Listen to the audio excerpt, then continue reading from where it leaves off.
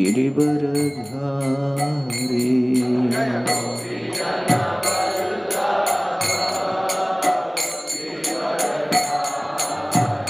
यशोदनन्दन ब्रजजनरञ्जन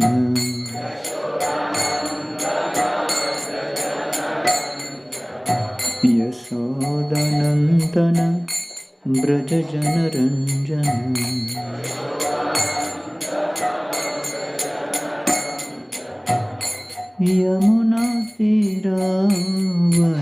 यमुनातीरावनचारी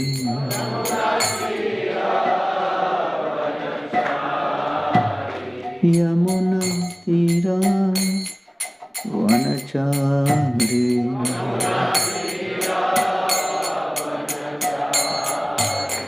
जय राधा माधव कुंज बिहारी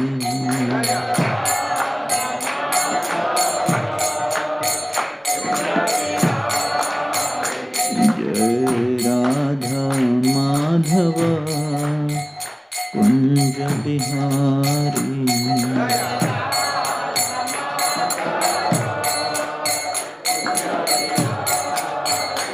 जय राधा माधव कुंज बिहारी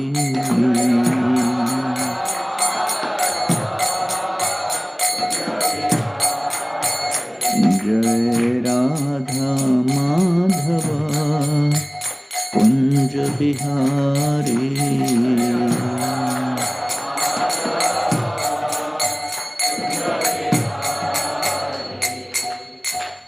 जय ओम विष्णुपाद परमहंस परिव्राजकाचार्य श्रीमद डिवाइन ग्रेस श्रीलभ चरणारविंद भक्ति वेदांत गोस्वामी महाराज श्रील प्रभुपाद की इस्कॉन बिबड़ी संस्थापक आचार्य श्रील प्रभुपाद की जय ओम विष्णुपाद परमहंस परिव्राजकाचार्य श्रीमद डिवाइन ग्रेस श्रील भक्ति सिद्धांत सरस्वती ठाकुर प्रभुपाद की अनंत कोटि वैष्णव वृंद की नामाचार्य श्रील हरदास ठाकुर की प्रेम से कहो श्री कृष्ण चैतन्य प्रभु नित्यानंद श्री अद्वैत गदाधर शिवासदि गौर भक्त वृंद की श्री श्री राधा कृष्ण गोपीनाथ श्याम कुंड राधा कुंड श्री गिरि गोवर्धन की ब्रजभूमि श्री वृंदावन धाम की पुरुषोत्तम क्षेत्र श्री जगन्नाथपुरी धाम की नवद्वीप मायापुर धाम की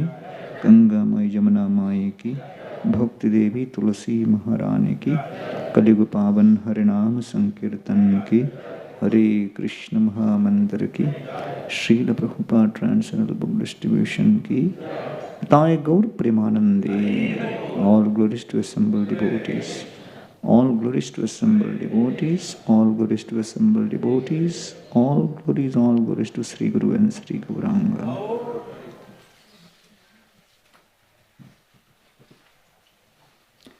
Om Namo Bhagavate Vasudevaya.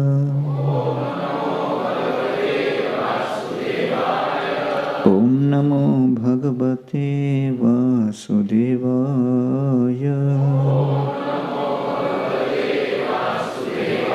Om Namo Bhagavate Vasudevaya.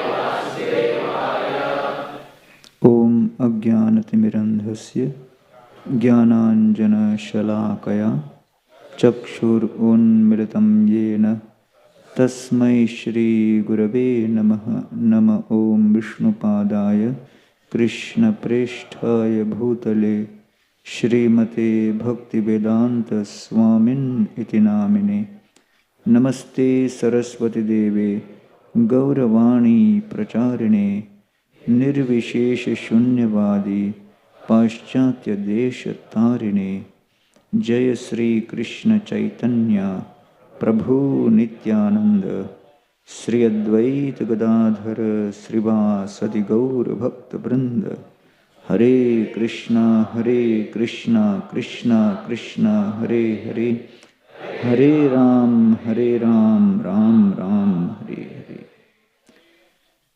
Hare Krishna. Reading from Srimad Bhagavatam, Canto 1, chapter 15, chapter entitled The Pandavas Retire Timely, Shlok 37. Yudhishthira tat parisarpanam buddha pure cha rashtre cha grihe tatha atmani vibhavya lobha anrata jihma himsanadi adharma chakram gamanaya paryadhat yudhishthirastat parisarpanam buddha pure cha rashtre cha grihe tathatmani vibhavya lobhan ratajihma himsanadi adharma chakram gamanaya paryadhat yudhishthirastat parisarpanam buddha pure cha rashtre cha grihe tathatmani vibhavya lobhan ratajihma himsanadi adharma chakram gamanaya paryadhat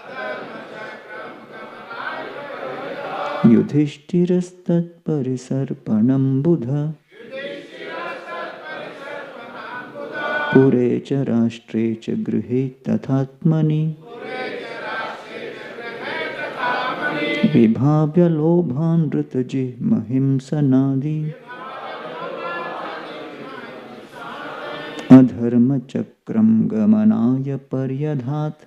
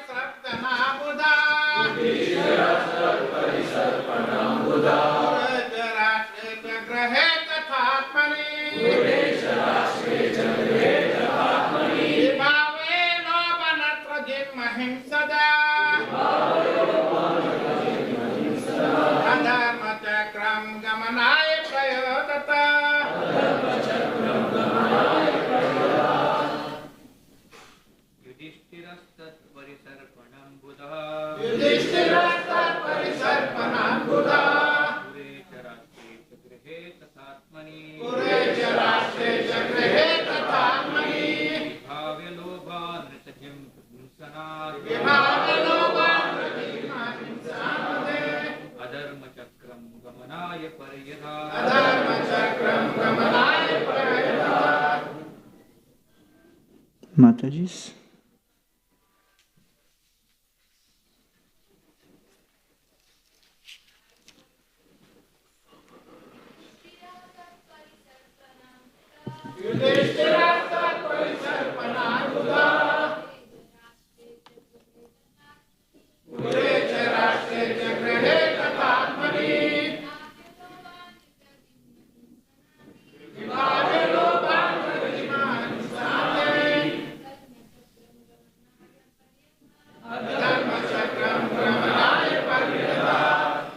Yudhishthira, Maharaj Yudhishthira, Tat, that, Parisarpanam, expansion, Buddha, thoroughly experienced, Pure, in the capital, Cha, as also, Rashtre, in the state, Cha, and Grihe, at home, Tatha, as also, Atmani, in person, Vibhavya, observing, Lobha, avarice, Anrata, untruth, Jihma, diplomacy, Himsanadi, violence, envy,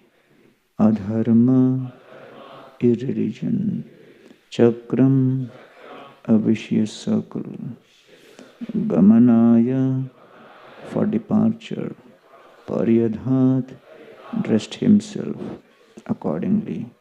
Translation and purport by His Divine Grace, Srila A.C. Bhaktivedanta Swami Prabhupada. Maharaj Yudhishthir was intelligent enough to understand the influence of the age of Kali, characterized by increasing avarice, falsehood, cheating, and violence throughout the capital, state, home, and among individuals. So, he wisely prepared himself to leave home and he dressed accordingly. Purport. The present age is influenced by the specific qualities of Kali. Since the days of the battle of Kurukshetra about 5,000 years ago, the influence of the age of Kali began manifesting. And from authentic scriptures, it is learned that the age of Kali is still to run on for 4,27,000 years. The symptoms of the Kali Yuga, as mentioned above, namely avarice, falsehood, diplomacy, cheating, nepotism, violence, and all such things are already in vogue. And no one can imagine what is going to happen gradually with further increase of the influence of Kali till the day of annihilation. We have already come to know about that the influence of the age of Kali is meant for godless so-called civilized man. Those who are under the protection of the Lord have nothing to fear from this horrible age. Maharaj Yudhishthir was a great devotee of the Lord, and there was no necessity of his being afraid of the age of Kali, but he preferred to retire from active household life and prepare himself to go back home, back to Godhead. The Pandavas are eternal companions of the Lord, and therefore they are more interested in the company of the Lord than anything else. Besides that, being an ideal king, Maharaj Yudhishthir wanted to retire just to set an example for others. As soon as there is some young fellow to look after the household affairs, one should at once retire from family life to uplift oneself to spiritual realization. One should not rot in the dark well of household life till one is dragged out by the will of Yamaraj. Modern politicians should take lessons from Maharaj Yudhishthir about voluntary retirement from active life and should make room for the younger generation. Also, retired old gentlemen should take lessons from him and leave home for spiritual realization before forcefully dragged away to meet death. Nehayat karma dharmaya no viragaya kalpate na tirtha pada sevaya jivan api mratopi saha. If one's karma does not lead to dharma, and dharma does not lead to vairagya, and that vairagya does not lead to bhakti, then all of one's activities is declared useless in the third canto in the conversation between Lord Kapila and Mother Devahuti. And so the purpose of the human form of life is to aspire to please Krishna, serve Krishna in the midst of prosperity and adversity. And therefore, even in the midst of the greatest adversity at the time of death, those who are able to aspire to serve Krishna are given entrance into the eternal service of the Lord. All engagements in this world are simply opportunities to practice how we continue to aspire to serve Krishna even in the midst of the greatest pain at the moment of death. And therefore, if one falters during periods of adversity in life and starts doubting about the need to serve the Lord, then he disqualifies himself when the greatest pain at the moment of death comes. And so he will not become eligible to enter into that eternal service. And therefore Thakur Bhaktivinoda Thakur says, Tomara sevaya dukha hoye yat, seto parama sukha, seva sukha dukha parama sampada, nashaye avidya dukha.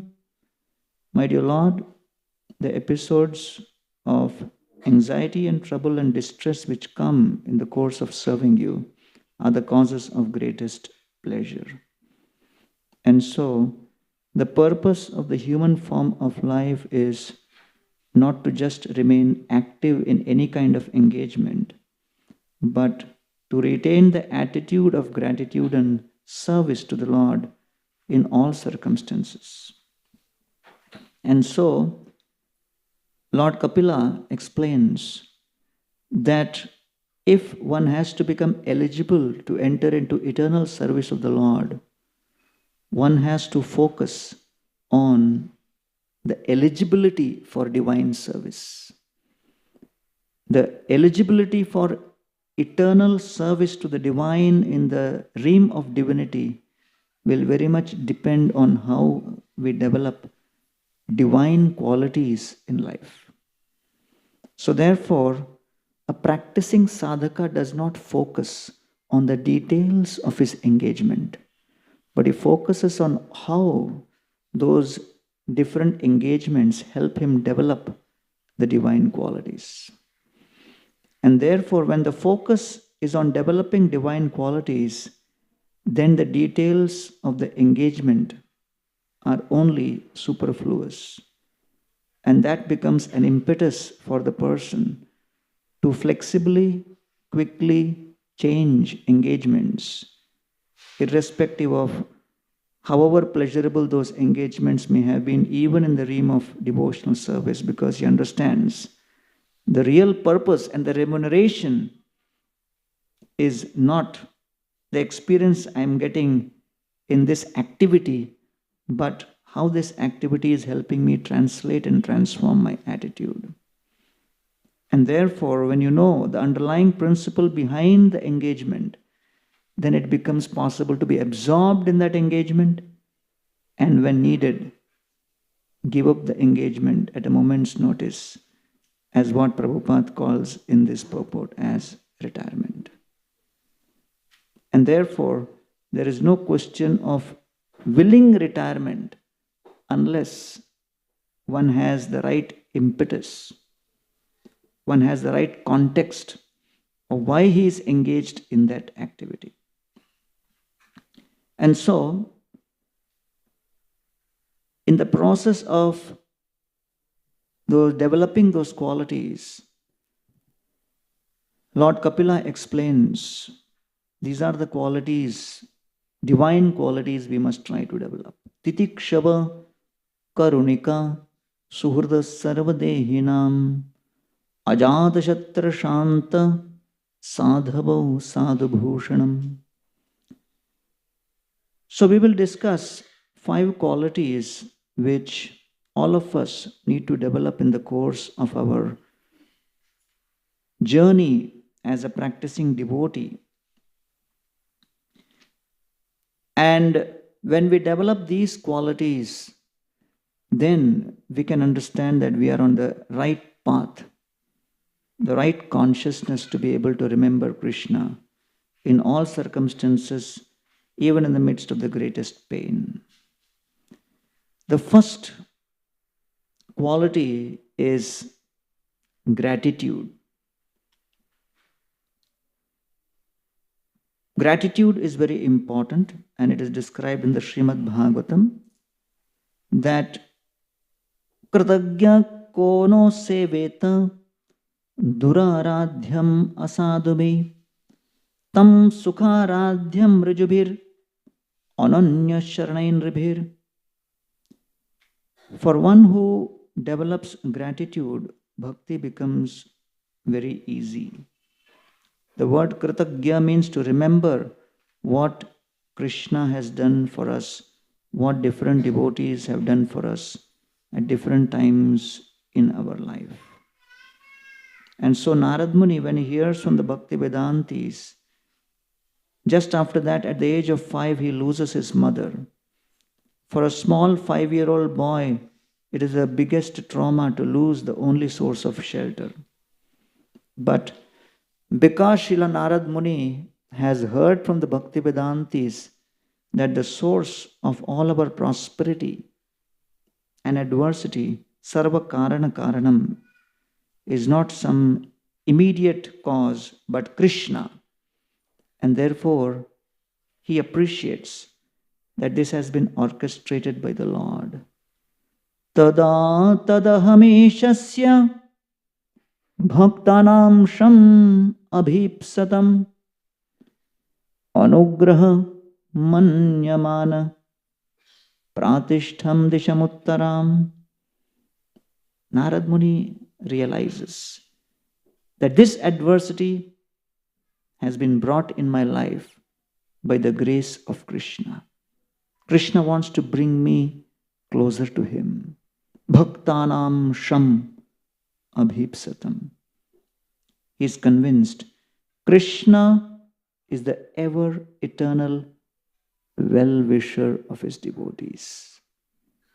And therefore this adversity is actually anugraha. It is a blessing. Pratishtham dishamuttaram. Thinking like this, he decides to travel in the northern direction with that sense of gratitude. When Nanda Maharaj meets Vasudevji, and at that time Vasudevji has already lost 6 sons. Krishna is born and he has to transfer him to Gokul, and Nanda Maharaj is bringing the taxes to pay to Kamsa just after performing the Nandotsava. And both Nanda Maharaj and Vasudevji meet. Vasudevji is doubtful whether Nanda Maharaj knows that boy is my son. And Nanda Maharaj has no clue. But when he meets him for the first time, the first question which Nanda Maharaj asks, Vasudevji asks Nanda Maharaj, is not about how he has gone through so many difficulties, because for someone who has gone through the trauma of losing 6 sons, when one is in great distress and when one's heart is overflowing with a sense of self-pity because of having gone through that distress, as soon as one sees a well-wisher, a dear friend, it is quite natural for the first emotions to pour out to be that of one's own trauma, stories of one's own challenges and difficulties. So one would expect Vasudevji to speak up to Nanda Maharaj about how Kamsa has ruthlessly traumatized him. That is what is the modern trend. But when Vasudevji meets Nanda Maharaj, the first words he speaks is not about sharing his own difficulty and trauma, but he looks upon the bliss which Nanda Maharaj must be going through. And he says, Dishtya bhrata pravayasa idanim aprajasyate prajashaya nivrittasya prajatat samapadyata. And Vasudevji says, my dear brother, you have attained an advanced age and you must have given up the hope of getting any progeny. Very specifically in this verse, Vasudevji refers to Nanda Maharaj's child not as putra, not as putri, but he calls 3 times uses the word praja. Praja can be either son or daughter, because Vasudeva knows that Nanda Maharaj actually got daughter, but he replaced with a son. So if Vasudevji asks, how is your daughter? He'll get confused. And if he says, how's your son? He will be speaking a lie. And Vasudeva can't ask, how's my son with you? That would spill the beans. So he is using the word praja. Dishtya bhrata pravayasa, by destiny in advanced age. Idanim aprajasyate, so far you were without praja. Prajashaya nivrittasya, you had almost given up the hope of getting a praja. Prajatat samapadyata, but somehow by destiny now you have a praja.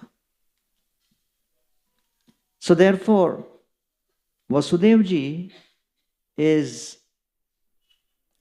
focused on Nanda Maharaja's experience, and he is not feeling regretful for what he has gone through, but he is feeling grateful that he is at least getting an opportunity to be the father of Krishna, even though Krishna may not be with him right now. And he says, Naikatra priya samvasa suhrdam chitra karmanam oghe na vyuhamananam plavanam srotaso yatha. He says, the conditioned souls go through a dilemma. You don't like certain people, but destiny forces you to be with them. You love certain people and you love to spend time with certain people, but destiny doesn't allow you to spend time with them. That is the twist of destiny. What can be done? Both of us are so close to each other, but this is how destiny is. Let us be grateful for whatever opportunities we have. And therefore, Srila Prabhupada was asked by one devotee, how should I engage in management? Because there are so many uncertainties which come up.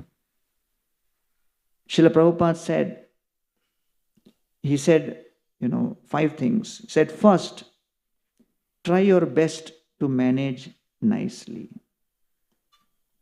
Second, he said, let the movement go forward. The spiritual movement should go forward. Then third, Srila Prabhupada said, organize to the best of your ability. Fourth, Prabhupada said, even if there are challenges, don't go backward. And fifth, Prabhupada said, be careful about the influence of Maya in your personal practice. And therefore, Srila Prabhupada, he mentioned, when a person becomes fixed up in devotional service, he never allows another person or a problem to do 2 things. He will never allow another person or a problem to, number 1, hamper his service. Number 2, discourage him in any way. Hamper the service or discourage personally in any way. So one devotee was coming and going on complaining to Prabhupada about this thing, this one is doing like this one is doing like that. Here there is some problem, that problem. And Prabhupada said, they call me Prabhupada, but they treat me like problem path.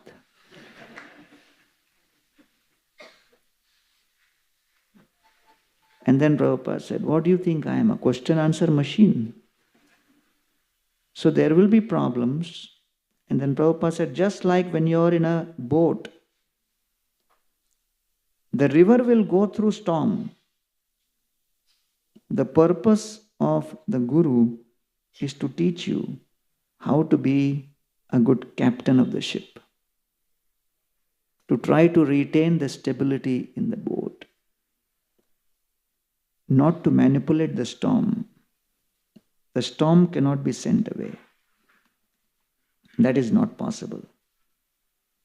And therefore, Srila Prabhupada, he actually focused that if you have to progress in your Krishna consciousness, you have to be fixed up in the study of his books. And so what does the Bhagavatam say?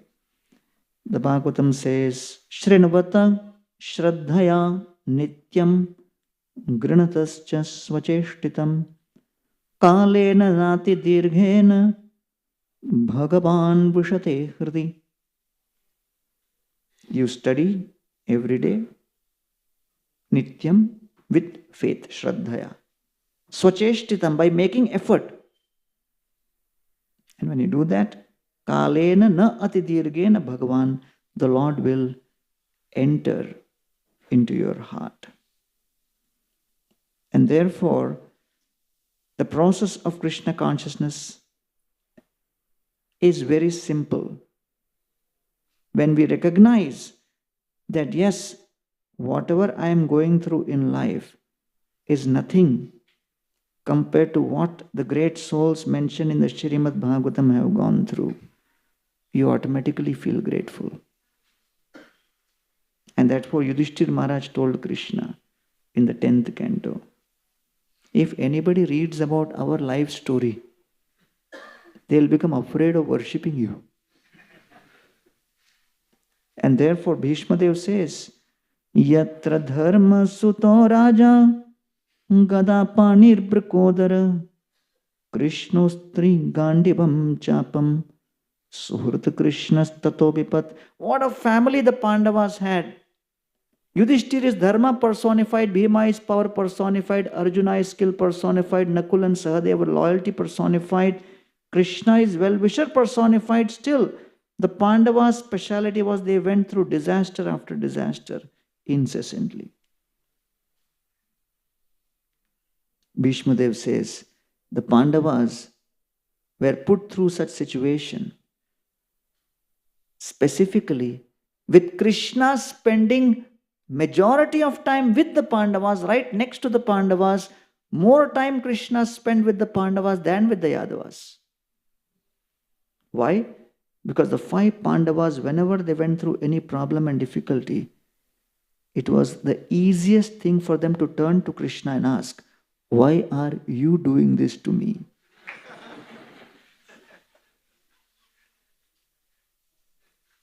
They had the easiest opportunity, yes or no? They had the easiest opportunity, but they never asked. That was their glory. And therefore, we feel grateful to Srila Prabhupada that he has given us his books by spending sleepless nights. One of the best parts of ISKCON, the books published by the Bhaktivedanta Book Trust. The resources are there, the books are there. The ability to read is there. The skill to read is there, but is the will to study there? So therefore, there was one sailor. He was sailing in the ship from Europe and his ship docked at Mumbai. He came out and he thought that in my cabin, in my ship, I should keep some plant. So he started searching for some plant in the, Mumbai.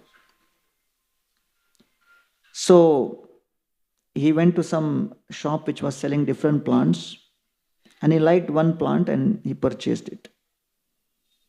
And he kept it in his room and he started watering it every day. He didn't realize that plant was a tulsi plant sold by this person.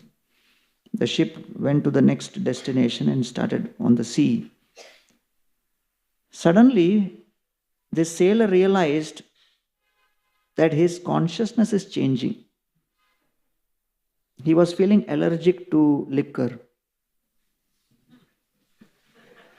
He started getting desire to become vegetarian, stop eating non-veg. And he couldn't figure out what was going on. But he continued watering the plant. He couldn't understand that this could cause some transformation, but Tulsi was acting. And then, when the ship came to the next destination, it was another port. And when he came out, he suddenly met a book distributor. And the book distributor sold him a Gita.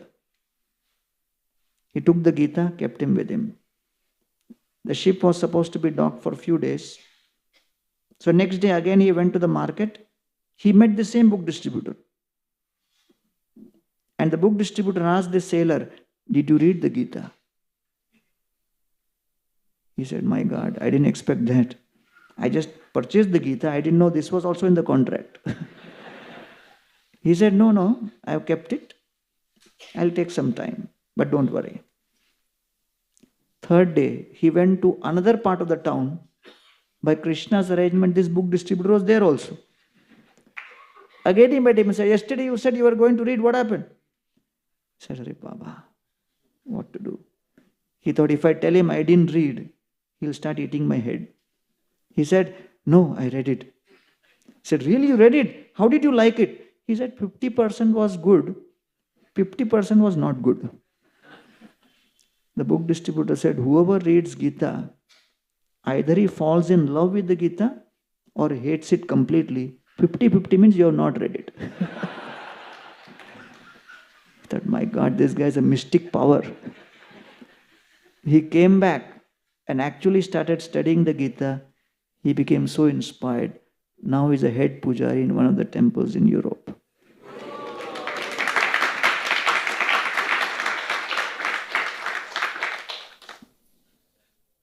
So when we feel grateful for what we have received, because of that sense of gratitude, we first get connected to Krishna consciousness. But the problem is, after some time, we start taking things for granted. And therefore, the second principle after gratitude is that we have to recognize the opportunity which we have. We have to recognize this is the opportunity I have to practice the process, to associate with devotees, to transform my life in Krishna consciousness. Brahmaji's day is almost 4.2 billion years. In 4.2 billion years, Krishna appears once in that day of Brahma in Vrindavan Dham and performs pastime for 11 years. And in that 11 years, that Braj Leela is described in the Srimad Bhagavatam 10th canto in more than 40 chapters. Just after Krishna ends his pastime after being on this planet for 129 years, the Kali Yuga which follows that Dwapar Yuga, Radha and Krishna together appear as Lord Chaitanya Mahaprabhu. And when Lord Chaitanya Mahaprabhu comes, he distributes the holy name. Ei rupeya chandale kirtana sanchare Nama prema mala gonthi podela sansare. Mahaprabhu distributes the garland of love strung on the string of the holy name to everyone without fail. And when Lord Chaitanya Mahaprabhu performs the Harinam Sankirtan with the devotees from Bengal, seeing that, Prataprudra Maharaj is astonished. And he says, Aiche prema, aiche nritya, aiche haridhvani, kaha nahi dekhi, aiche kaha nahi shuni. I have never seen such emotions, I have never seen such power, I have never seen such potency of Harinam. And Prabhupada says, remember that Prataprudra Maharaj was not a novice when it comes to musical performances, because the best of the best talent would be paraded in front of the emperor. So he was used to seeing some of the best artists, best musicians. But what he saw was not just musical wizardry. What he saw was spiritual potency and the Hladini Shakti exploding through that Harinam Sankirtan. And when he sees that, when he asks Sarabhom Bhattacharya this question, Bhattacharya says, Bhattacharya kohe e madhur bachan, Chaitanyar srishti e prema sankirtan. He says, my dear king, what you see here is prema sankirtan, which has been curated by Lord Chaitanya Mahaprabhu and brought from the spiritual world. That in every yuga, a yuga avatar will come and give Tarak Brahmanam. Tarak Brahmanam means that which gives liberation. Like one of the Tarak Brahmanam is Hare Murare Madhukai Tamare Gopal Govinda Mukunda Shore Yagyesh Narayana Krishna Vishnu Nirashrayam Mam Jagadisha Raksha. This is Tarak Brahmanam. Imagine doing 16 rounds of this.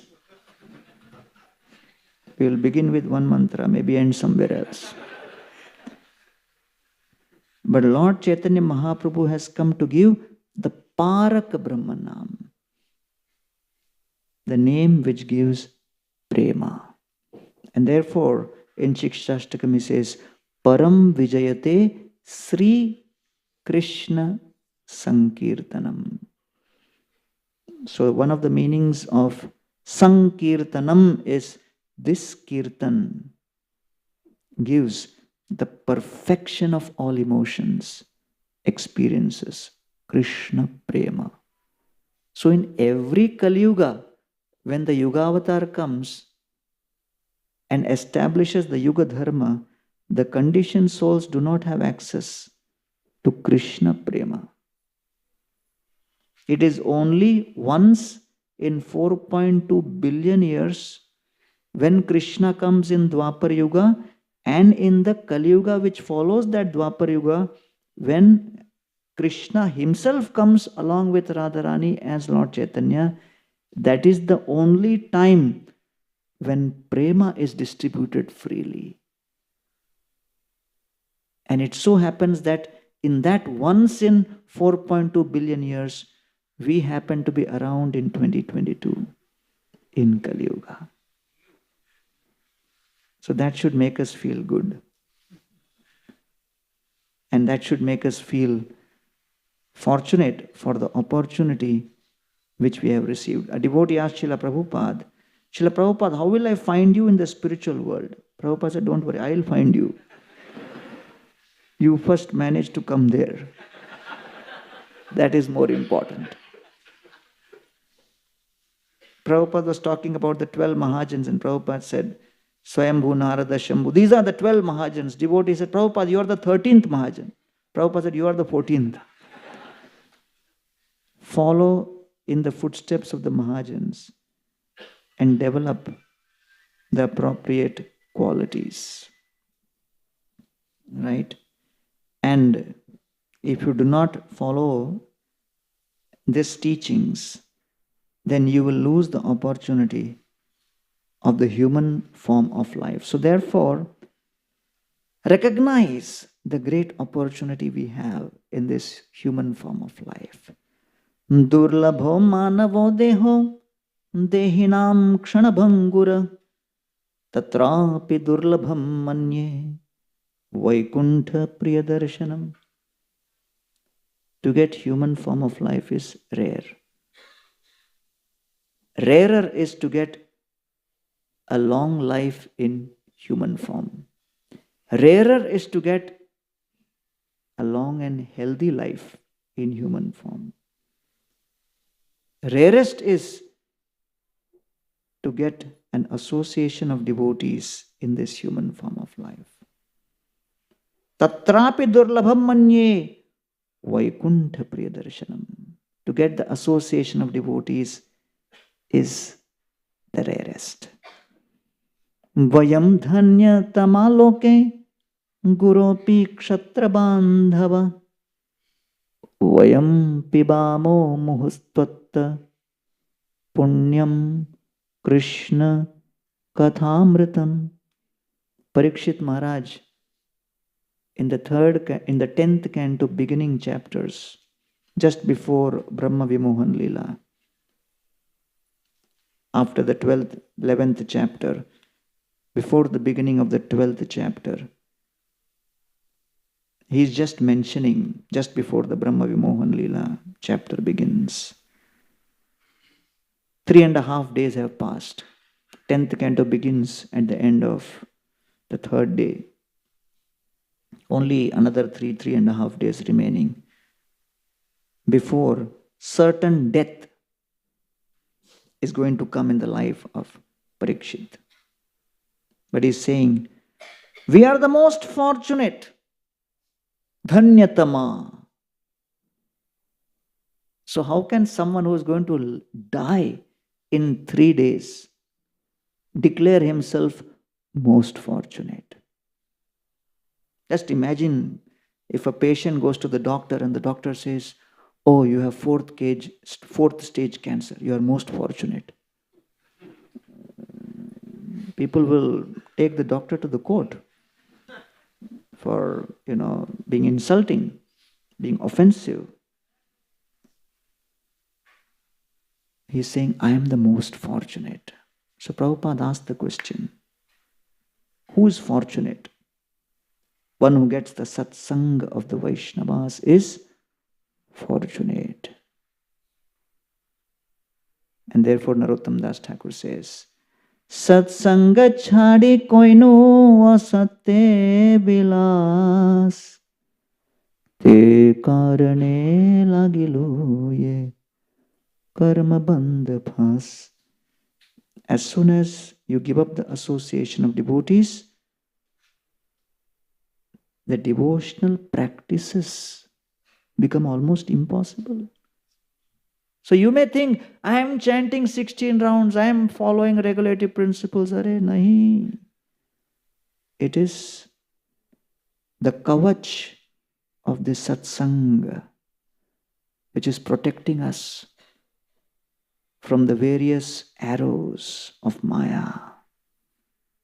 We are protected by the satsanga.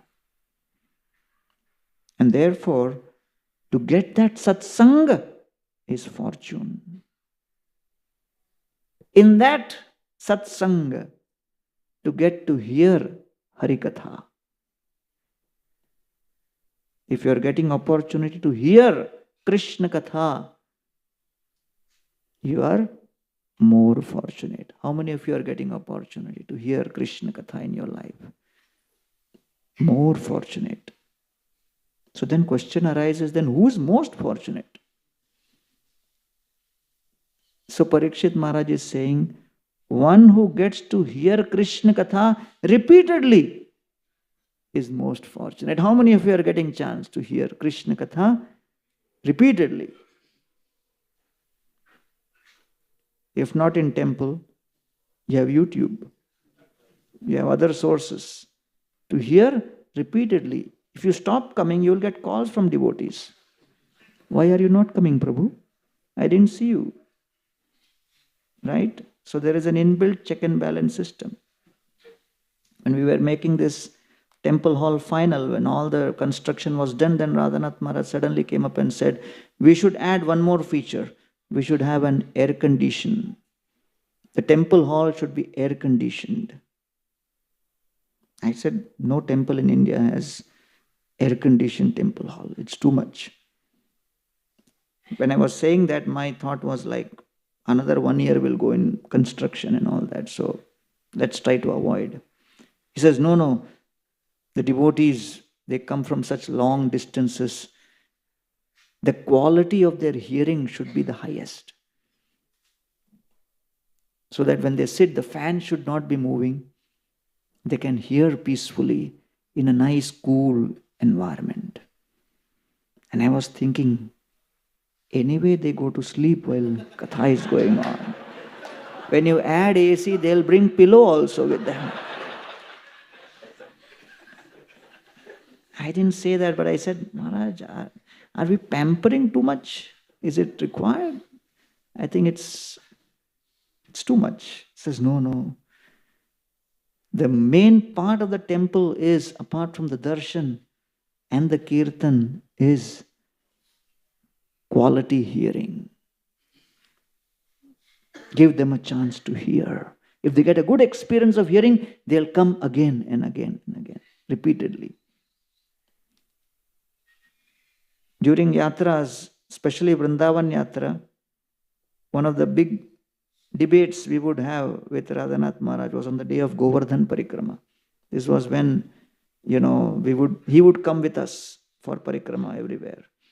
Because on Govardhan Parikrama day, you could never predict where the lunch has to be served. Because we would fix a certain place and then he would get absorbed in speaking at some other place. And instead of 1 o'clock, we would reach by 6 o'clock or something, and it would be a lot of hassle.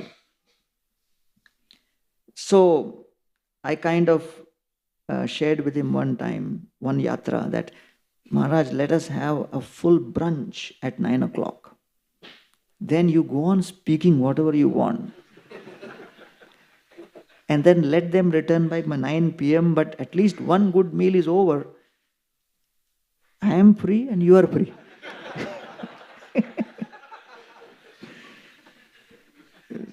So he looked at me with, disgusted face and said, what do you think, our devotees are in the yatra for eating prasad or what? They are not interested in prasad. They are only interested in katha. I was thinking, oh, really?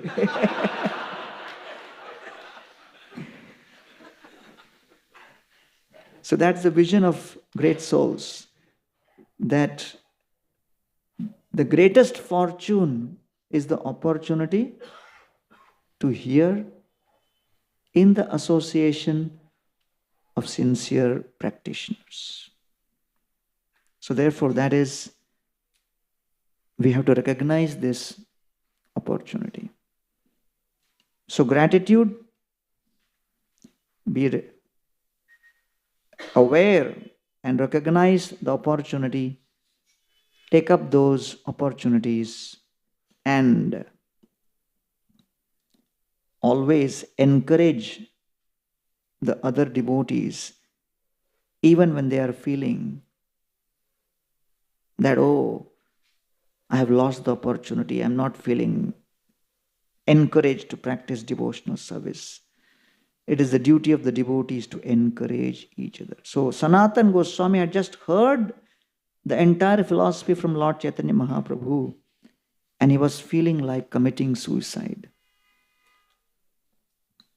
because he just got some disease all over his body. And Lord Chaitanya Mahaprabhu looked at him and he said, Bhajanera madhye sreshta navabida bhakti Krishna prema Krishna dite dhore mahashakti. You cannot attain Krishna by ending your life, but through bhajan. And even within that bhajan, what is the process? Tara madhye sarvasreshta nama sankirtan niraparade nama poile pai premadhan. By niraparad bhajan, you attain Krishna. So Sanatan, what is this? You want to end your life? I cannot accept this. Tomara sharira mora pradhana sadhan e sharire sadhimu ami bahu prayojan. Your body is going to be the means for me to fulfill various objectives. So you may not know in the present what is your future potential. Do not feel discouraged, thinking that I'm not doing anything. You are a puppet in my hand. It is my duty to engage you in my mission in future. But you have to be available for that mission in the future. So therefore, it becomes the duty of the association of devotees to encourage each other, to give courage. Because Sanatana Goswami did not lack intellect. Vidya buddhi bhakti bole parama praveen tobu apana kamane trina hoite. He had the vidya. He knew all the languages. He was a scholar par excellence. He knew Bengali, he knew Persian, he knew Sanskrit. He could compose in any language at will. He was politically astute. He was the prime minister. He was a powerful person. He had heard directly sitting at Varanasi from Lord Chaitanya for continuously 2 months. He did not lack philosophy. He heard philosophy directly from the Lord. But just a few months after all this, he is so discouraged to the point of ending his life. He's becoming hopeless. So the upsurge or the disappearance of hope can happen to anyone, anytime, anywhere, irrespective of their personal karmic and devotional qualifications. And there is only one solution when devotees get discouraged. They have to have the support and hear from other devotees. Because a doctor cannot cure his own heart attack. A doctor will always need other doctors. And therefore Lord Chaitanya Mahaprabhu is offering an example of devotee care and is telling Sanatana Goswami, Krishna Bhakti, Krishna Prema, Seva Pravartan, Lupta Tirtha Uddhar Ar Vairagya Shikshan.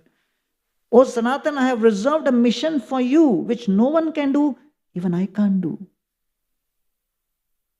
You have to develop temples which will create Krishna Prema in people's heart. You have to excavate lost places of pilgrimage. And you have to do this. After Gaur Kishore Das Babaji Maharaj departed, after Thakur Bhaktivinoda departed consecutively in 1914 and 1915, Srila Bhaktisiddhanta Saraswati Thakur was sitting hopeless. For 2 years he was bewildered. He didn't know what he's supposed to do because 2 of his greatest hopes had suddenly disappeared.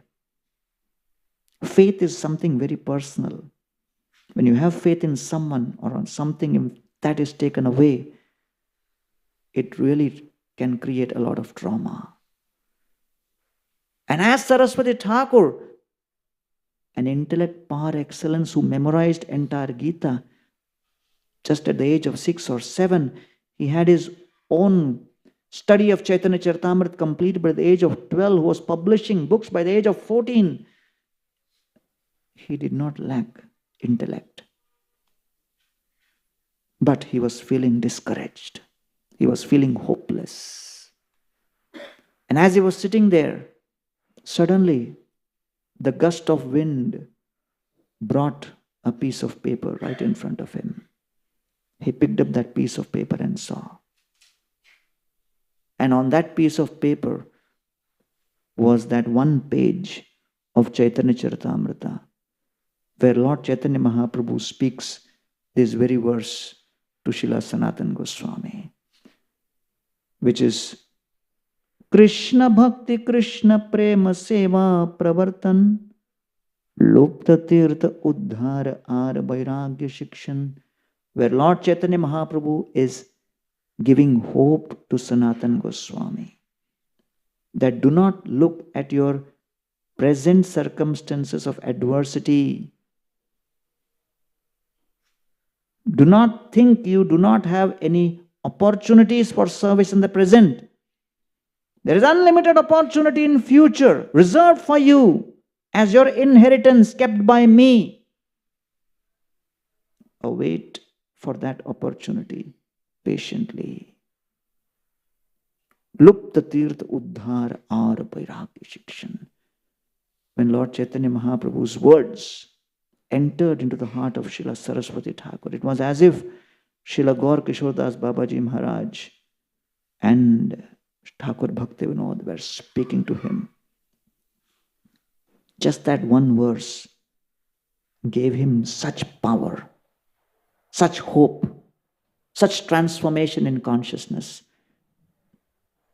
that he decided that this is his mission.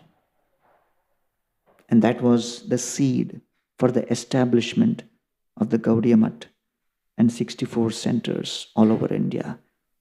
That was the seed for him to inspire his divine grace, Srila Prabhupada, to establish ISKCON. So that one page, which just flew out of nowhere and came in front of him, that one page, that one verse of Chaitanya Charitamrita had that power to inspire at that very moment. And therefore, patience has multiple definitions. First is the ability to bear pain or trials calmly without complaining. To bear pain or trials calmly without complaining. And the second is to be steadfast despite opposition, difficulty, or chaos. So, how to improve one's patience? First, stop resisting and respond rather than react. Second, meditate on the effects of impatience. Third, look for the positive possibilities in the negative situation. Fourth, utilize the time available with gratitude. And fifth, befriend the situation. And therefore, this is a very, very important principle for us, that the human form of life is very rare. And we may go through certain challenges in the association of devotees,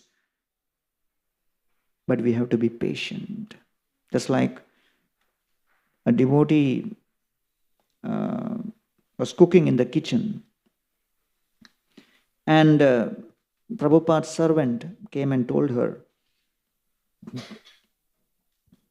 that I just served Prabhupada some kachoris, and Prabhupada said, I don't want to eat the kachoris now, I will eat the kachori tomorrow.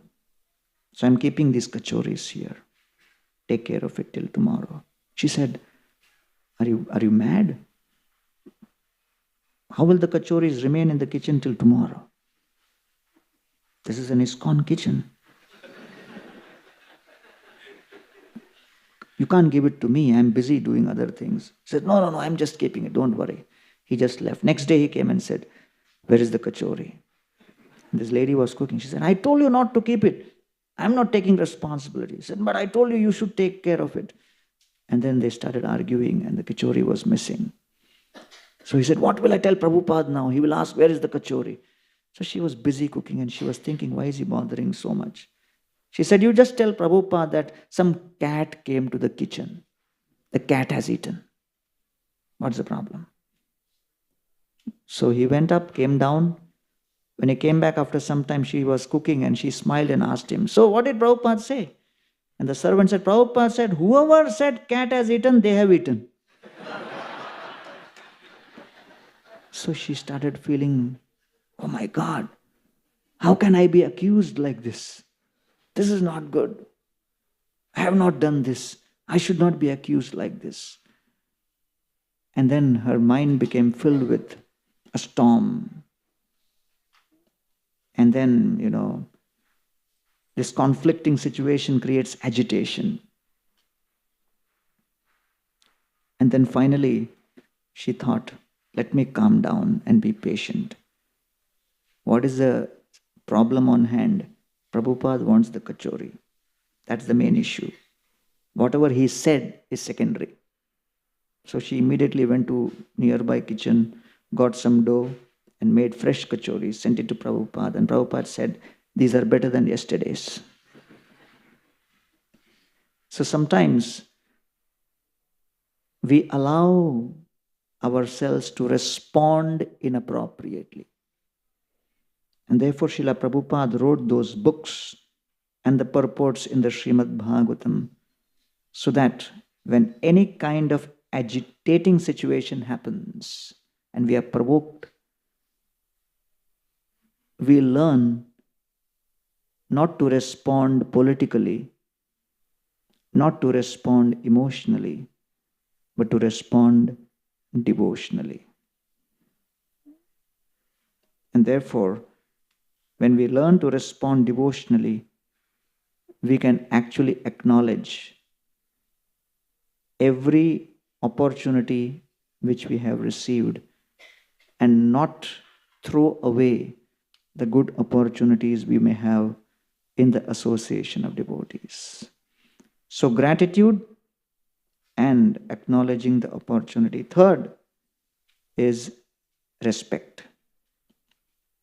Without respect, nothing works. Right? And therefore, we have to respect devotees, respect the Acharya's opinions. We have to offer respect all the time. When Sudamaji entered into Dwarka, that is the greatest gift Krishna offered to Sudama. Kuchailam malinam kshamam dvijam dhamani santatam devi paryacharat sakshat chamara bhajanena vai. Sudama was without any proper clothes, but still the goddess of fortune had chamar in her hand, was serving Sudamaji. And seeing that, all the residents of Dwarka were bewildered. What's going on here? And then they started discussing with each other. Kim manena kritam punyam avadhutena bhikshuna shriyahinena lokesmin gurhitena adhamena cha. They started discussing what kind of piety he must have performed in the last lives. How can Krishna be personally serving him like this? Sushrushaya paramaya padasam vahanadibhi pujito deva devena vipradevena devavat. Sudamaji is thinking while going home that Krishna did not give me any assets, but he gave me the greatest gift. What is that?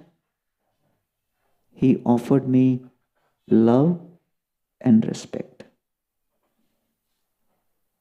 When we offer someone love and respect, these are the only two things which can give others satisfaction and joy.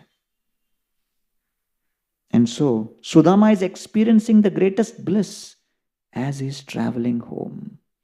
Although he didn't get anything from Krishna, but he got this love and respect.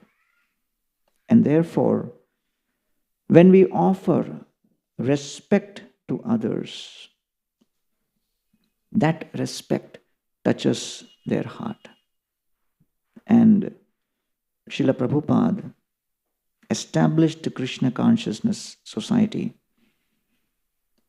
to create the association of devotees, and in that association give us an opportunity to love and respect other devotees, and inclusive within that respect is we should be able to respect others' differences. We should be able to respect the diversity. What someone can do, someone else cannot do. We have to respect that. Right? Someone can sing, someone cannot sing. There was a devotee here many years ago and he couldn't sing. He would only sing like regular Hare Krishna dhun, which would sound like japa. And his congregation told him, can you sing one new tune? 4 years have passed. We are hearing same tune again and again, but just one new tune. Is it too much? He said, no problem. So he came to the temple, told one devotee, teach me a new tune. The devotee taught him a new tune. He went to the program next week. He sat on the Vyasasana. He forgot the tune. Many of you must have experienced that. You hear so many nice tunes sung by our, big famous kirtaniyas. Oh, this is Madhav Prabhu's tune. This is Aindra Prabhu's tune. And this is Gaurvani's tune. And this tune. And then you feel, wow, I know it. And then when the mic switch on, then Hare Krishna. All that tune disappears. It happens to me also. So many times I keep Jai Sachidanand Prabhu with me. Baba, you start the tune. So he came back and told his, music coach, it didn't work. Because I'm very bad with music, so you have to appropriately teach me. Teaching me is not sufficient, I have to be able to repeat also. So this devotee music coach told him, there is only one way. Your program is at 7:30, I'll start teaching you at 6 o'clock. When you hear this tune, from 6:15 onwards, go on chanting the tune non-stop. Because if you stop, you'll forget. So there is only one way. Apratihata. Non-stop. So he said, that's a good idea. So he kept chanting the tune from 6:15 till Grand Road Station in the train, all the way till the program. In the program, he saw the altar and offered obeisances and just paused. Namo Om Vishnu Padaya Krishna Pashtaya Bhutale. He got up, forgot the tune.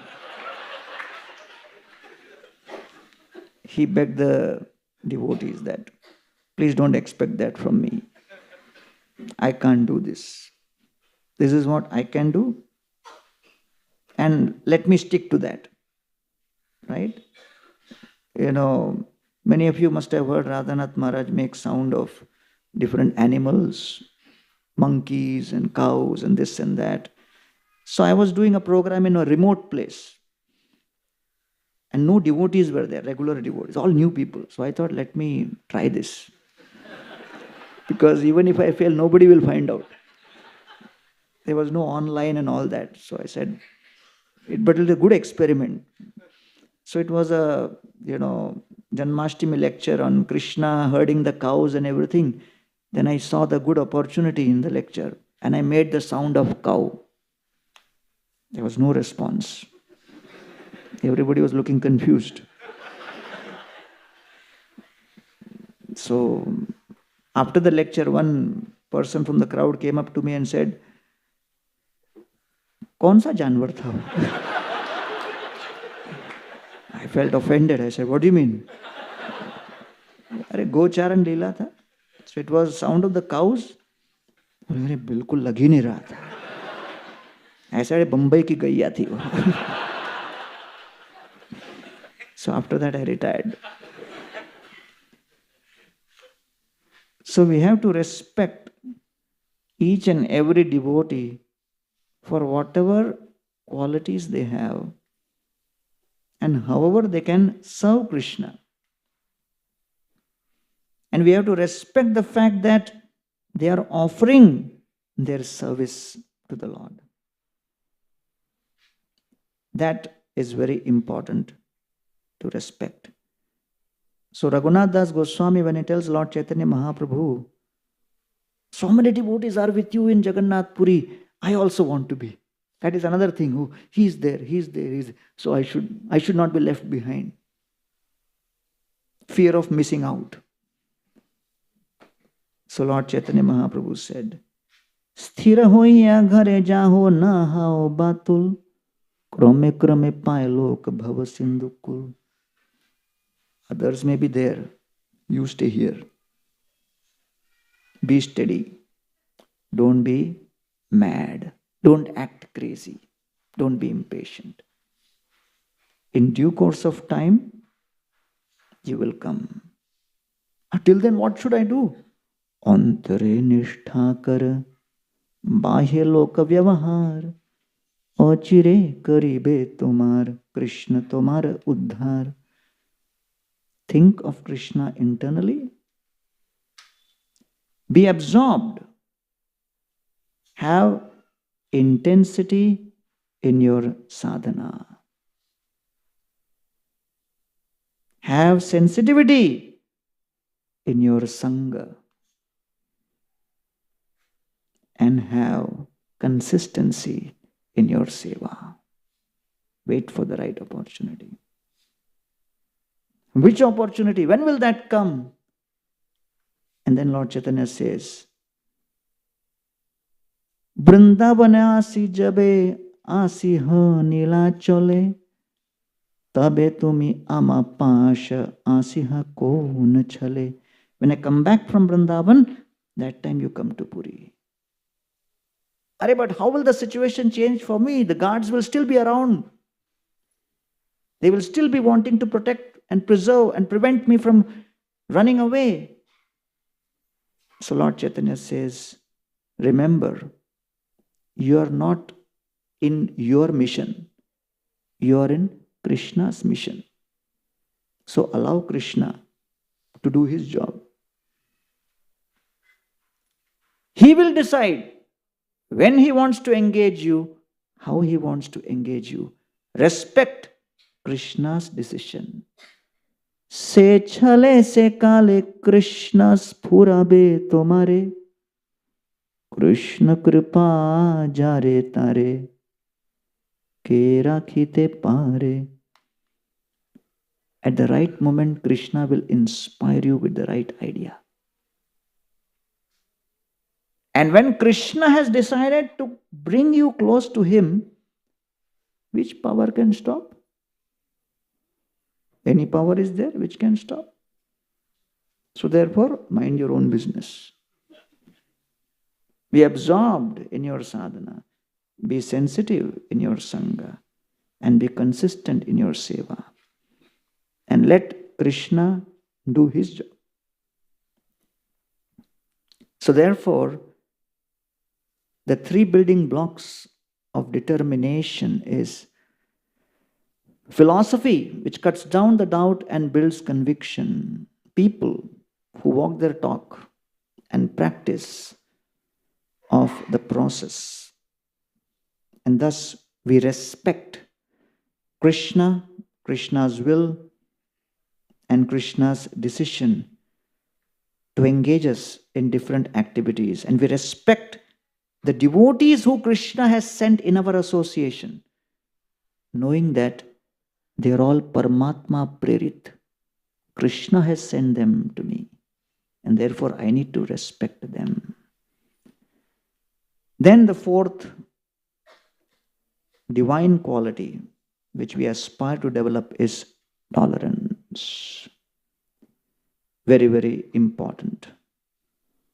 Aham mamasam patiresha me suto brajeshwarasya khilabittabasati gopyascha gopa saha godhanascha me swamayayatan kumati samemati.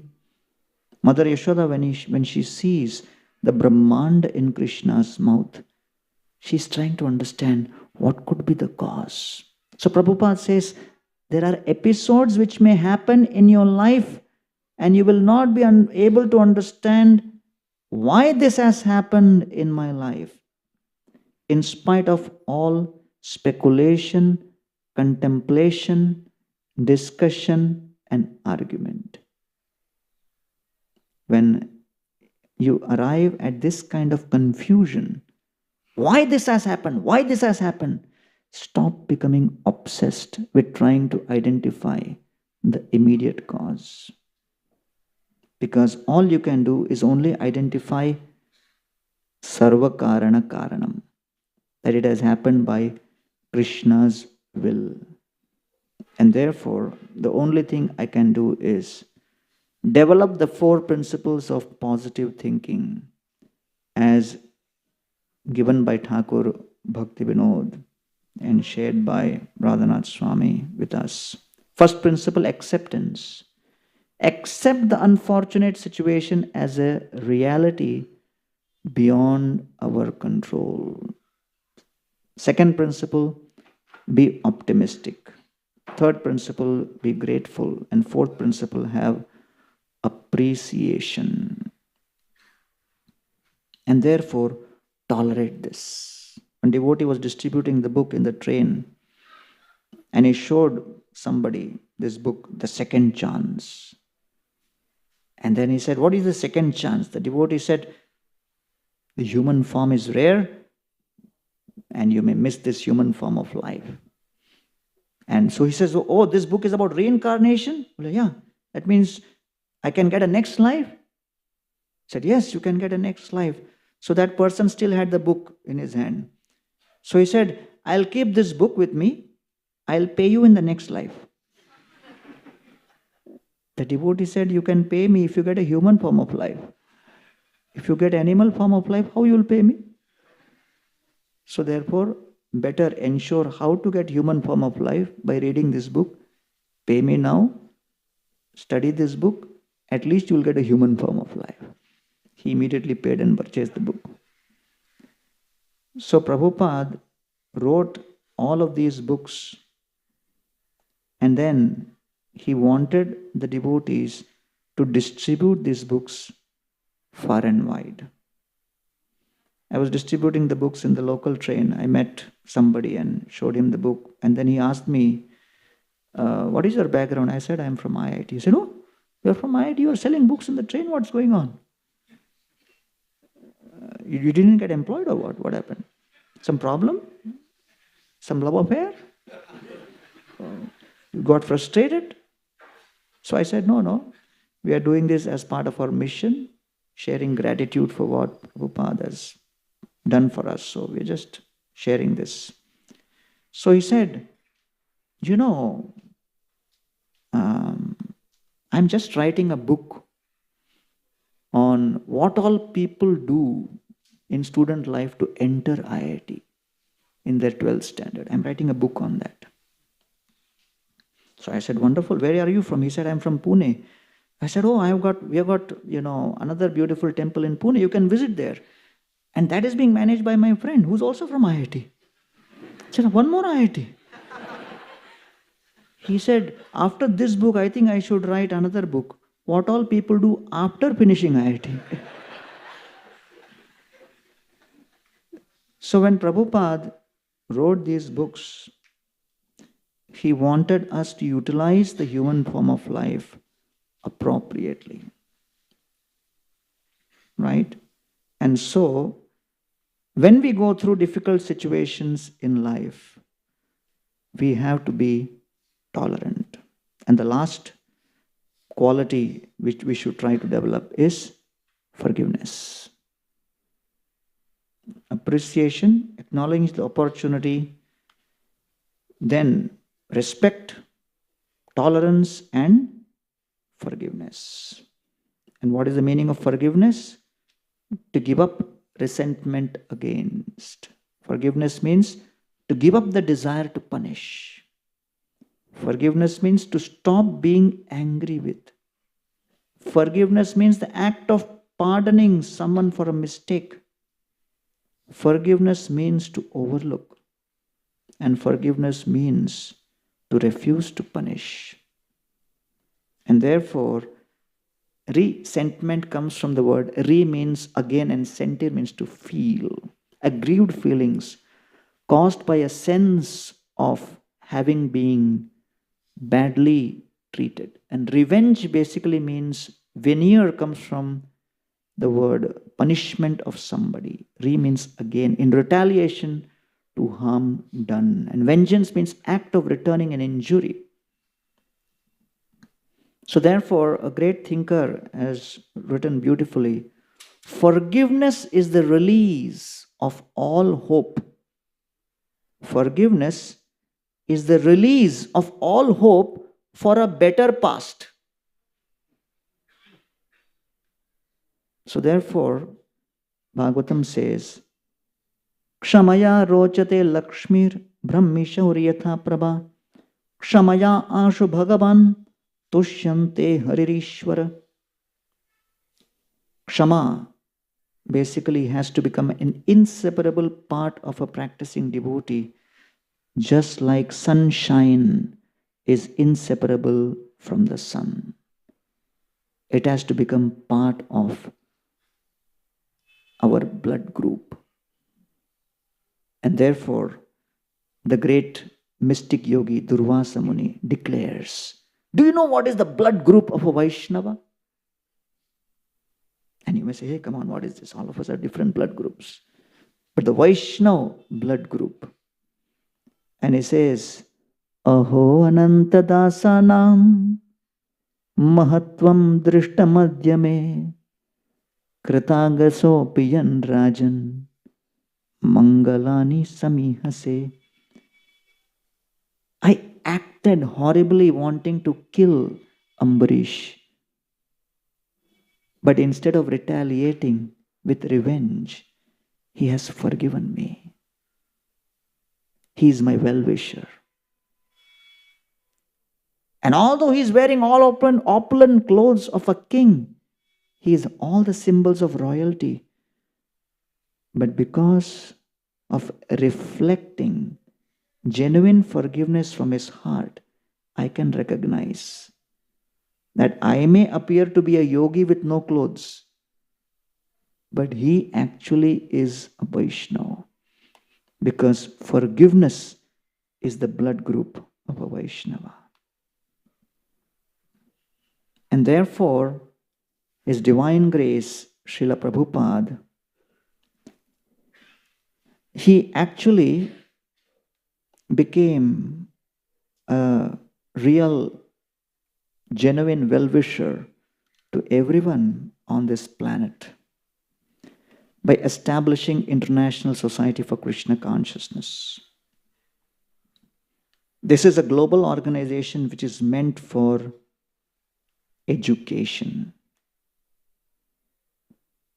But education in spiritual values. Because in India, 1.2 billion people are present, and almost 70% under the age of 35. 56,000 colleges have almost 27 crore students enrolled. 15 lakh schools have 3 crore students enrolled. 15 lakh schools have almost 27 crore students enrolled. But still we have 600 million people who are illiterate. And still we have 370 suicides every single day and 2,000 crore rupees worth of drugs being smuggled, and people subject to all kinds of addictions. So Srila Prabhupada was born in 1896. In 1922, met His Divine Grace, Srila Bhaktisiddhanta Saraswati Thakur, Srila Prabhupada for the first time. And when Srila Saraswati Thakur met Abhay Babu or Abhay Charande at that time, the first instruction or the comment which Saraswati Thakur made is, you are an intelligent young man who you should preach in the English language. This was 1922. Srila Prabhupada got initiated in 1933.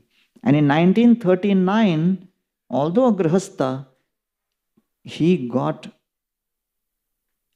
acknowledged by his godbrothers as a Bhakti Vedanta.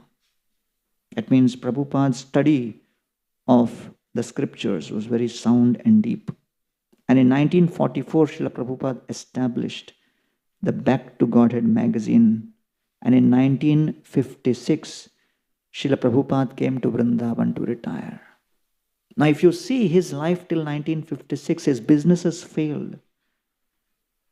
He could not achieve what he had set out to achieve with respect to business.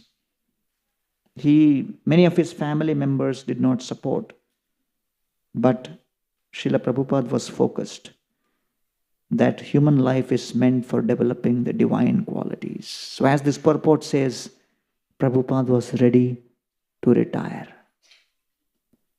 And therefore, in 1959, he took the sannyas vows. And along with sannyas, Srila Prabhupada started a very, very important seva.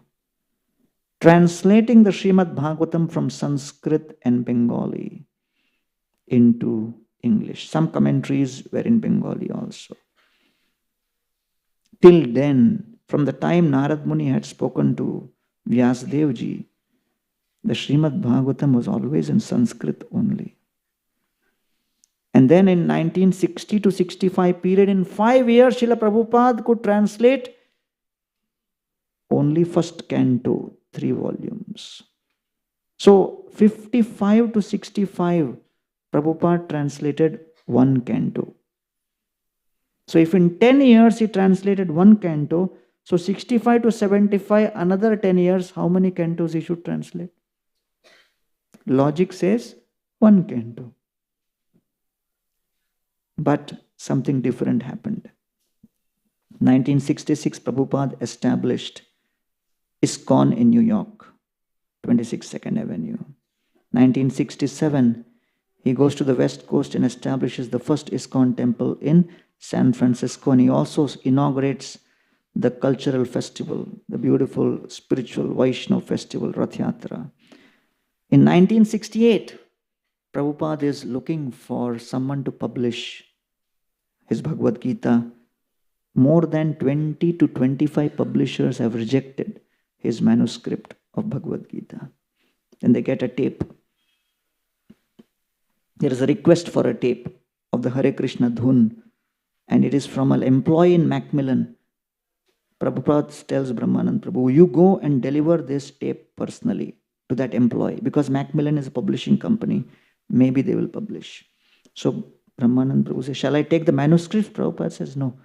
Just tell them it is complete manuscript written by Indian Swami. So Brahmanand Prabhu goes, gives the tape, but it is a normal clerk in the company, in one of the high-rise Macmillan office. So he feels disappointed. Oh, this clerk has no influence to decide. Suddenly the door opens and someone is standing there. And the clerk introduced, this is Mr. James Wade. He's the senior editor in charge for publishing in the religious section. So Brahmananda Prabhu immediately says, I got a Bhagavad Gita. James Wade says, is it complete? He said, yes. Is it written by an Indian Swami? He says, yes. So James Wade says, bring it, we will publish it. Brahmananda Prabhu, but you have not seen the manuscript. He says, no problem. There is such a high demand. I have in different languages, different scriptures, but the Gita is missing. I need it. And Brahmananda Prabhu went running back to the temple, floating, flying, imagining how Prabhupada will jump in air, in ecstasy, embrace him, and they will dance together and things like that. And when he went and told Prabhupada, Macmillan has agreed to publish. Prabhupada had no emotion on his face. He took the manuscript and said, take it. Story over. So Brahman Prabhu got bewildered. Hey? I thought after so many rejections, he will be in ecstasy and all. But Prabhupada already knew that we simply have to make our efforts and Krishna will keep opening doors at the appropriate time. 1969, Prabhupada established ISKCON in Los Angeles and in Watsika Avenue. And there, it was Although in 1966 he had started the ISKCON Press, July 28th, 1970, Srila Prabhupada wrote a direction of management. That is the day he wrote about the establishment of running of ISKCON through the governing body commission or the GBC as the ultimate managing authority. Then there is a separate appendix he wrote as the particulars of GBC.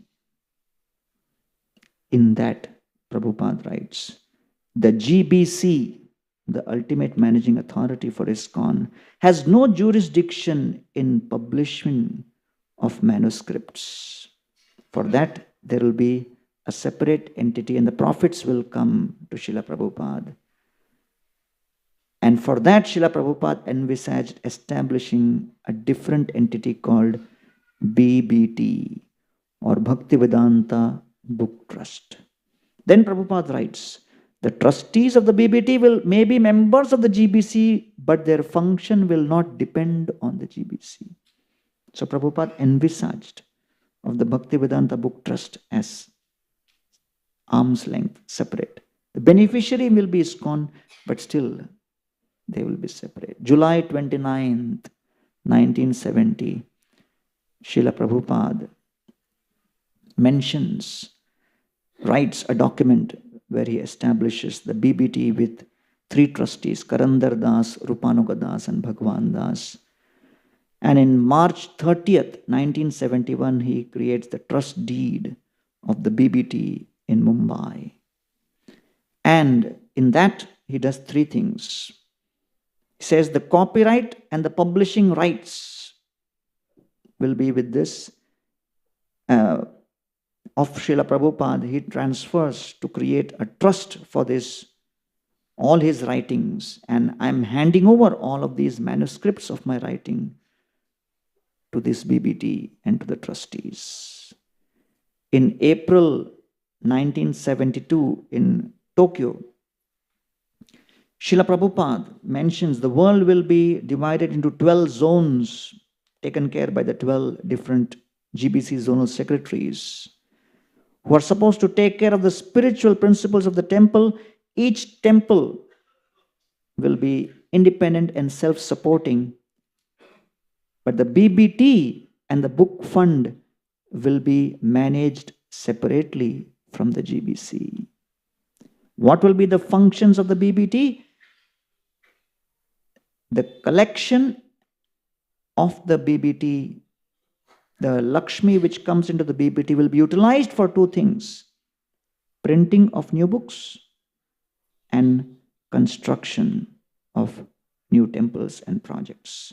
And from 1972 onwards, Srila Prabhupada started giving loans, began with $200,000 to Australia and then $400,000 to different part of the world. And as those zones started repaying the loans, so with that loans, it was like a startup. Prabhupada was a seed funder and ISKCON began in that particular zone. And they were paying back. And further books were getting distributed, so money was coming from there. And so the entire ISKCON was established in every continent on the pure Lakshmi generated by the distribution of Srimad Bhagavatam and Bhagavad Gita.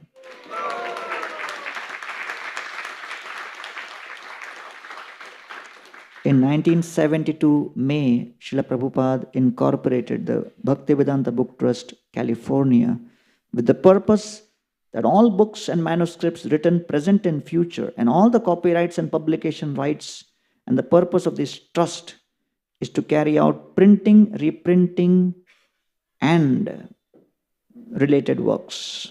And then he created 2 funds, the book fund and the building fund, with the mandate for the building fund to be purchase of land, construction of temples, and repair and restoration of old temples. And then Prabhupada writes, the sole beneficiary of this trust in California would be the ISKCON incorporated by me.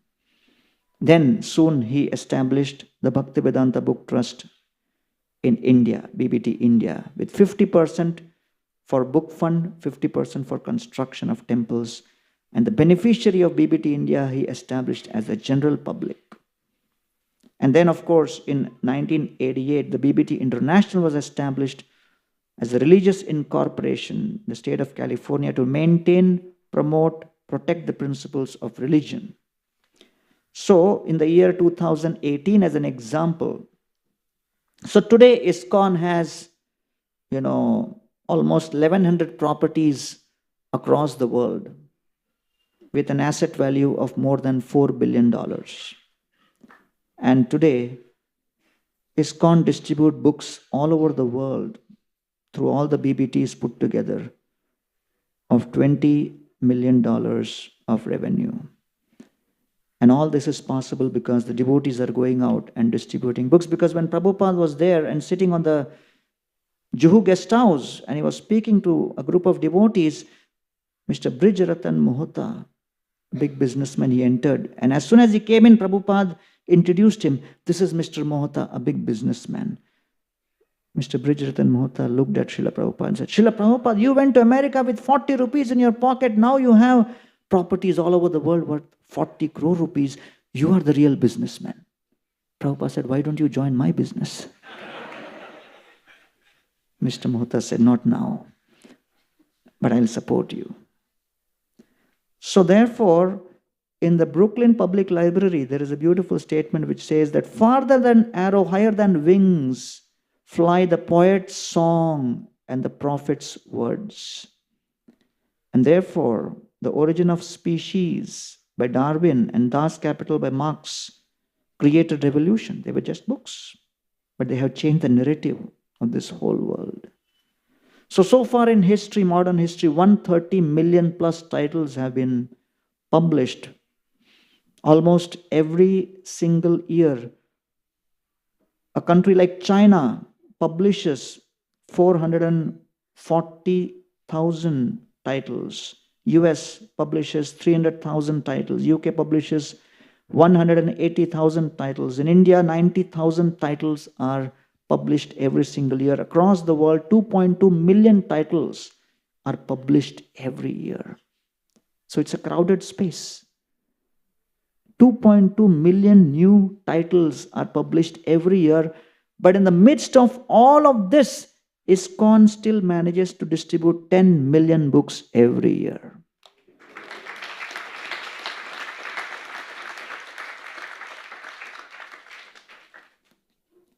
One more fascinating data, that all of these 10 million books with all their content in the form of published printed books, they are all available freely in a website called vedabase.io. Freely available, everything. If you just go to vedabase.io website, how many of you access Vedabase? See.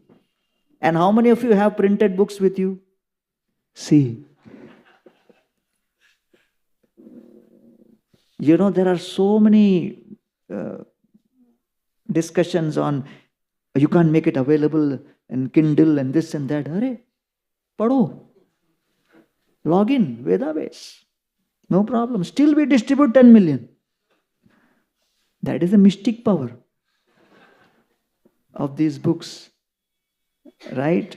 And so Srila Prabhupada wrote 22,000 pages. If we try to study the Srimad Bhagavatam, one verse and one purport every day, it will take us 50 years. Okay, this is too much. Try to read Bhagavad Gita, one verse, one purport every day. That will take 2 years. That's manageable. Chaitanya Charitamrita, one verse, one purport every day, 32 years. So if you try to read one page of Prabhupada books every day, then that may take 6 years. So Srila Prabhupada wrote 7,000 handwritten letters. in that 66 to 77 period. 7,000 letters, no email. And as per Shrutakirti Prabhu and Giriraj Maharaj both, they hardly saw Srila Prabhupada use a telephone once or twice in that 11 years. The whole of ISKCON, 108 temples were established just through 7,000 letters and personal visits of Prabhupada across the world 14 times. 11 volumes of his Srimad Bhagavatam lectures have been published. 5 volumes of his transcripts of his Gita lectures have been published. Not only that, after lectures, when Prabhupada would sit and just have conversations with devotees or visitors, every conversation was recorded. Even when Prabhupada was sometimes doing his datun, even during that time when there was a devotee holding a lota for him to wash his mouth and all, Prabhupada would be speaking. So, this is going on. And then he would do that, and then so that sound is also recorded. And then he'll speak about body, soul. Even that is recorded. So total 42 volumes of his conversations have been recorded. So total 147 books. So if you read one book a month, then it will take you 13 years. And all of this Prabhupada accomplished with his books in just 11 years. But the more powerful fact is, these 11 years were not 11 years of 20s or 30s or 40s. They were 11 years between the age of 70 and 80. So therefore, Srila Prabhupada's greatest contribution, one of the greatest contributions to the world, which will remain with us for eternity, are his books, which are published, printed, distributed via the Bhaktivedanta Book Trust International and ISKCON devotees all over the world.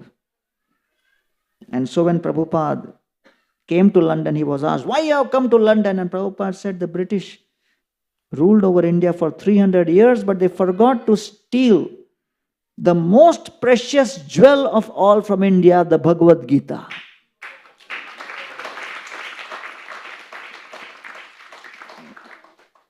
So from 1966 till date, ISKCON has distributed 550 million or 55 crore Bhagavad Gitas and related literatures all over the world. So therefore, on the occasion of the Gita Jayanti book distribution marathon, we are very fortunate to get this opportunity to share with others what we have received. So why we are distributing these books? We are distributing these books as an act of gratitude for how we have benefited, we have been transformed, our life has got meaning and positive direction, and we want to share that with others. With that mood, in the month of December, we are trying our best across 750 temples across the world. We are celebrating this month as Srila Prabhupada's book distribution marathon. And ISKCON Chowpatty has taken a target of at least 100,000 Bhagavad Gitas in the month of December. We have taken the target. Now, whether we will be able to accomplish or not, that will be revealed by Mukundamala Prabhu. Thank you all very much for giving your kind attention. Hare Krishna.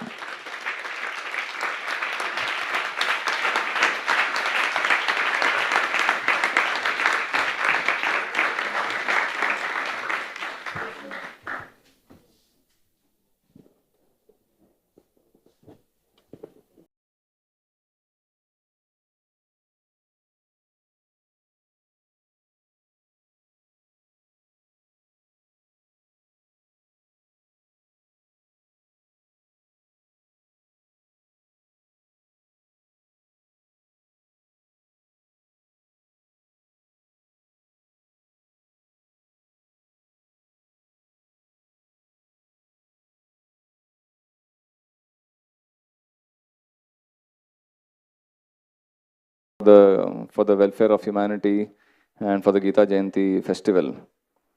Yesterday, not yesterday, 3-4 days back, one of our devotees got a contact with a marriage party. And the boys' side and the girls' side, they decided to give Bhagavad Gita as a gift for everyone who is going to attend the marriage. So they took an order of 3,700 Bhagavad Gita copies. So in this way, we have Tulabhar also. You can use the Tulabhar for weighing the child or anyone else you have relatives or friends. So last week, devotees are requested to put their last efforts and try to do their best. We want to reach, the target is actually 1,15,000. That's the pledge we have given to the BBT. So we hope we will be able to reach that score. Thank you so much. Hare Krishna. Hare Krishna. Please be seated. Just 2 minutes more. Very important announcement. So we are restarting the Sunday Feast program from next week. That is 1st of January 2023. The schedule will be as follows. As all of us attend morning program from 5 a.m. to 5:45. Then from 5:45 a.m. till 7:45 a.m. there is Japa. So for devotees who come early in the morning, for everyone from 7:15 a.m. till 7:45 there will be breakfast for everyone. Then from 7:45 there will be Darshan Aarti. Then there will be Guru Puja till 8:30. From 8:30 a.m. till 8:40 a.m. there will be Brahma Samhita. From 8:40 a.m. till 9:10 there will be bhajans. All our Vaishnava bhajans will be sung from 8:40 a.m. till 9:10 a.m. From 9:10 a.m. till 9:30 a.m. there will be RGCC drama, Radha Gopinath Children Committee's drama, and there will be announcements, sudden announcements, and then there will be class from 9:30 a.m. till 10:45 a.m. So this class which we were hearing, so the class timing will be 9:30 a.m. to 10:45 a.m. And from 10:45 a.m. till 11:15 there will be Kirtan. So this is the entire schedule. And from 11:15 a.m. there will be prasad for the devotees. So that will be Sunday feast prasad. For coupon for the Sunday feast will be available from 8:30 a.m. till 9:30 a.m. for Prabhuji at the Ganeshji at particular door there. And for Mataji, there will be, the coupon will be available at Parampara, this particular place. And those devotees who will be coming little late, they won't be having coupon here. They will have to take the coupon from Parth. It will be having 50 rupee charge for this particular prasad. So let's have the new beginning in the upcoming 1st of January with the new structure of Sunday Feast, and we welcome all of you. Let's together restart this Sunday Feast program next Sunday with this new format. Thank you very much. Srila Prabhupada ki jai. Hare Krishna. Bhaktivedanta Academy of Culture and Education announces a 2-day seminar, the topic entitled Detecting and Disarming the False Ego. The dates are 9th and 10th of January. Timings will be 7 p.m. to 8:30 p.m. The venue will be Bhaktivedanta Hall. The speaker for the seminar is His Grace, Her Grace Sukhava Mataji. All devotees are invited for the seminar.